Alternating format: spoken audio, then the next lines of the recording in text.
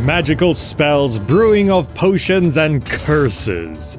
Many of us dream of having magical abilities for good or for bad, and today I'm conjuring new games that allow us to live out our spellcasting dreams. You may be surprised by what we have in store, so do you think you have what it takes to become magic incarnate? Let's find out.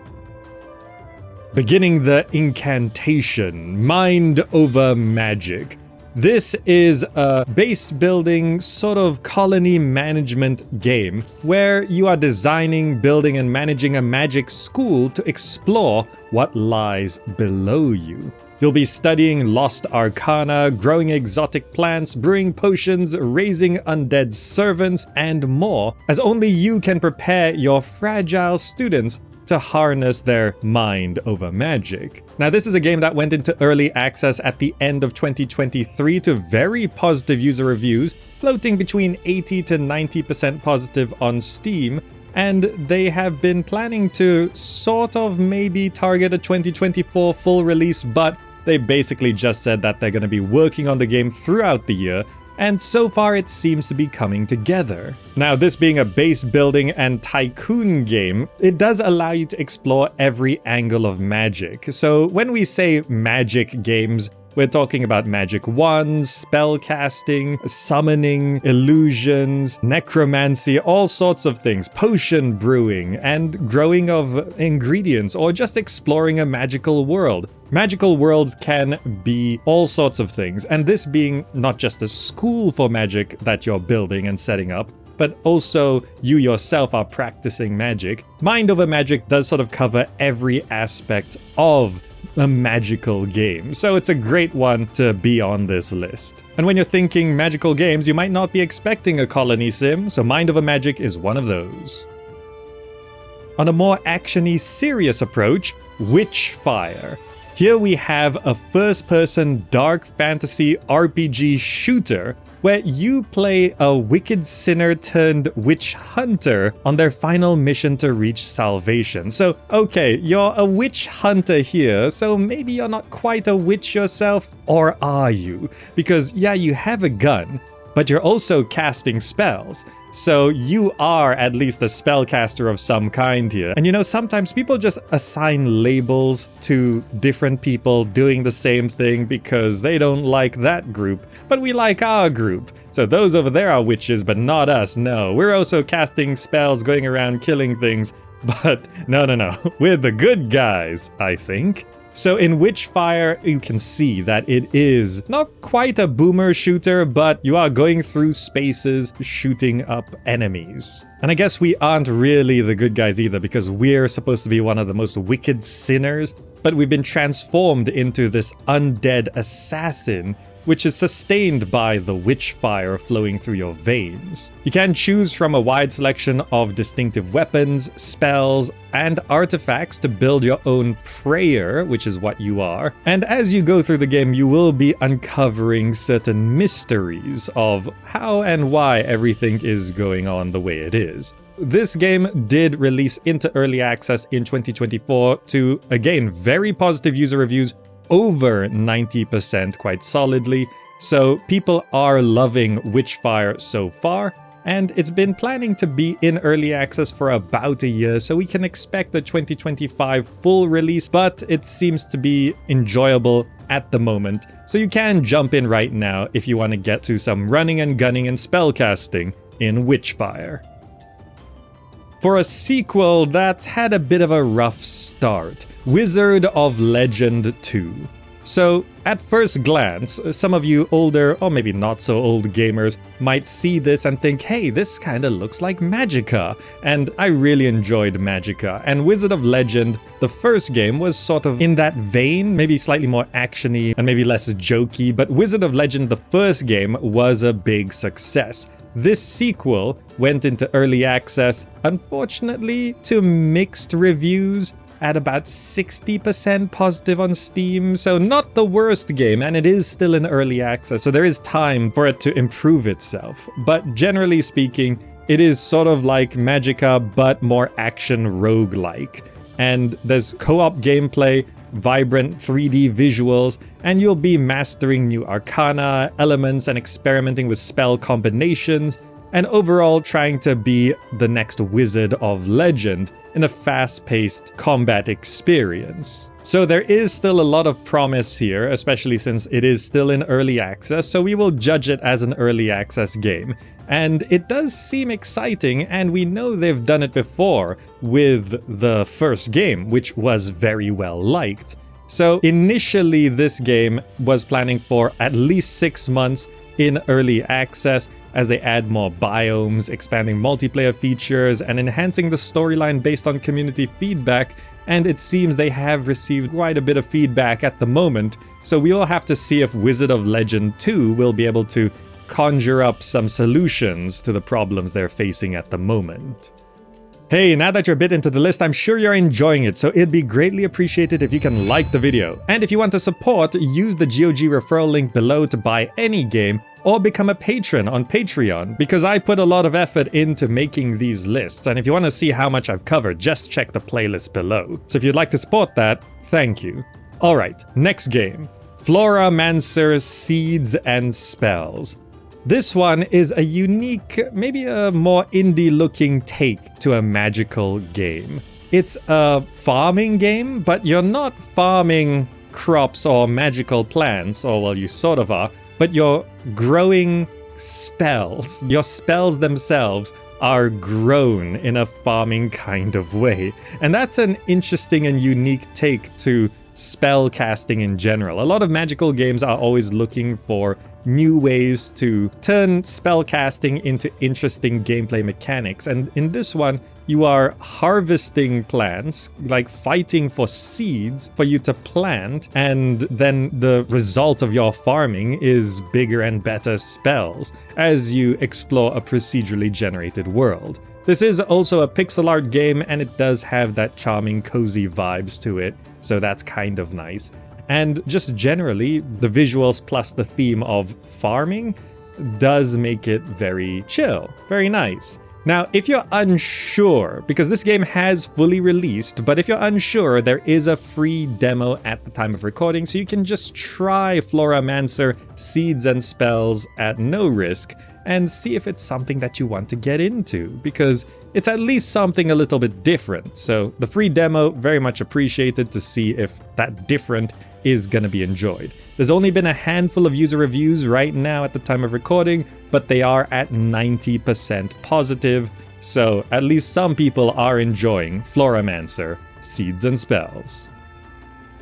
Then for a more narrative, but also combat experience, Stardander School for Witches.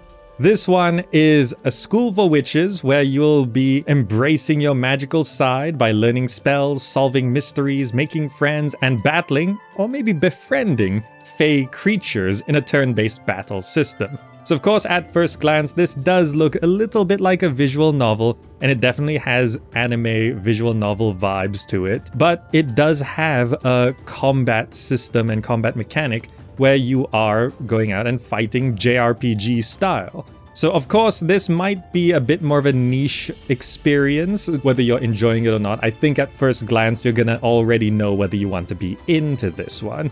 But it did release into early access to a handful of user reviews on Steam, but they're all positive so far, so people are enjoying it. Like, if you're into it, you're into it. And just to make things even easier, there is a free demo as well. Perfect. If you think you're gonna be into it, you can test it, and then you can see whether you want to get into the full thing. Now, originally, they were looking for an earlier on in 2024 full release, but we have missed that deadline, so it's unclear how long this game will be in early access, but it is in early access, and if you want to get into Stardander School for Witches, then it is an option for you.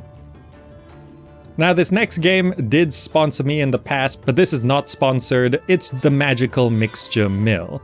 But just for transparency, I thought you should know, and I'll try to just be factual on this one. This is a game where you are running a potion shop. You gather exotic ingredients, you brew mixtures of potions, and you expand your magically automated production lines in a sort of factory management tycoon game.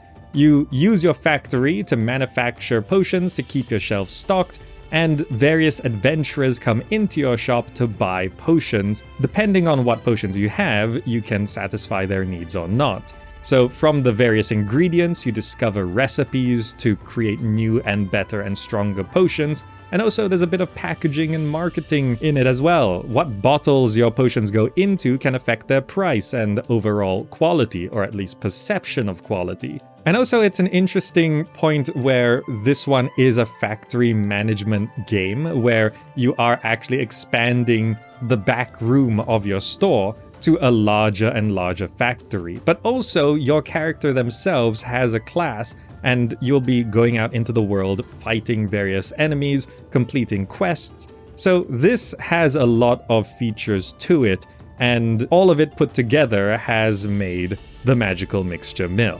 Now, this one did release in 2024, a full release, to very positive user reviews on Steam at about 80% positive, and with a light touch of spellcasting. Generally speaking, potion brewing is a witchy wizard task, so this one does sort of feel suitable here, with the spellcasting and shop management and potion brewing. For a revival of an old name, Simon the Sorcerer Origins. This is an official prequel to a very old point-and-click adventure series called Simon the Sorcerer. You are returning to the magic world and you're discovering new backstories about what they say is the most sarcastic wizard in video games. So point-and-click adventure games, surprisingly, have sort of made a comeback. I mean, they were the primary mainstream genre at some point through the 90s, and they've been making a comeback with a number of point-and-click adventure games that are actually just really good.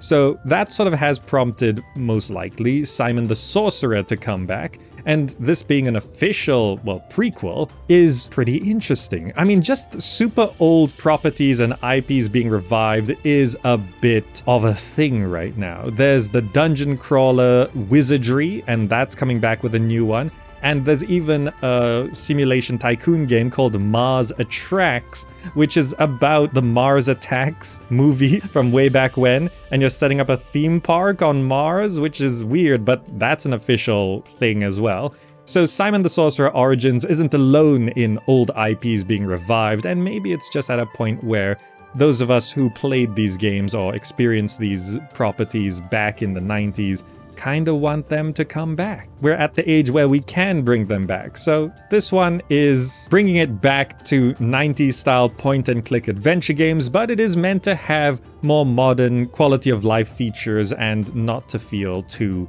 dated. Having said that, early in 2024, they were sort of saying that they were ready to announce a release date for this one, but then updates sort of dried up and we haven't heard too many details about the status of Simon the Sorcerer Origins. It was aiming for a 2024 release, but it seems like it might be a little bit later than that. So hopefully Simon the Sorcerer Origins does manage to release somewhat close to their original schedule and also in a quality that is enjoyable, but we will need to see how it turns out in the end. Looking a bit further forward, Hexxen Hunters. Here we have an 18th century party of hunters which are facing off against the forces of hell in a turn-based tactical RPG. So in your team of hunters, you do have a number of magical casters and spellcasters, and also witch hunters. So again, sort of like Witchfire, where, yeah, okay, maybe you're not the witches or wizards particularly, but you kind of are. But you are hunting witches, so it's still a very witchy game, I guess. And in this one, you're going through fights to save the world from certain doom.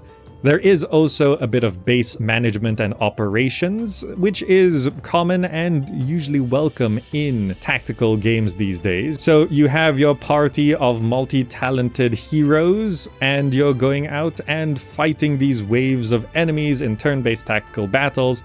And there is a doomsday clock which is counting down, and you need to do things to either turn back the clock or to save the world entirely, if you think you can. this one does have a unique look to it. It's sort of comic book-esque, cel-shaded-ish, and generally I have actually been watching this Hexxen Hunters game in development for a year plus now, and it seems interesting. So now we're just sort of waiting to see how it is on full release, which we will see sometime in 2025 for Hexxen Hunters. For a modern classic, Heroes of Might and Magic Olden Era. This is a new Heroes of Might and Magic game, but it seems to be going back to what made the originals great, or at least it's trying to do that, where it just looks more classic, even though it's got quite a lot of visual fidelity and modern effects. It seems to be trying to hit that retro modernity, which is so popular these days. And, I can't help but wonder, maybe the success of Songs of Conquest brought Heroes of Might and Magic away from the pure modern approach into a more classic approach. But whatever the reason, they seem to have decided that Heroes of Might and Magic going back to an older style, keeping some modern quality of life improvements, seems to be what they think is gonna make bank. And of course, a lot of people are excited about this. Heroes of Might and Magic is one of the oldest strategy series in the world, and people have been sort of conflicted about the more modern iterations, and that's sort of where Songs of Conquest came from. It's like, oh, we're gonna serve you old Heroes of Might and Magic fans, we're gonna give you the classic experience, but a bit more modern. And that really sort of worked. It took off this year. Maybe now it's like, oh, okay, Heroes of Might and Magic, we're the official ones, we're gonna do it, but we're gonna do it better. And we can see if they're going to do that. It's a turn-based strategy game, you explore the map, there's tactical battles on what seems to be what everyone expects from a Heroes of Might and Magic game. I mean, it just looks like a remake of the older games. And I think a lot of people are gonna be into that if they just nail what it is.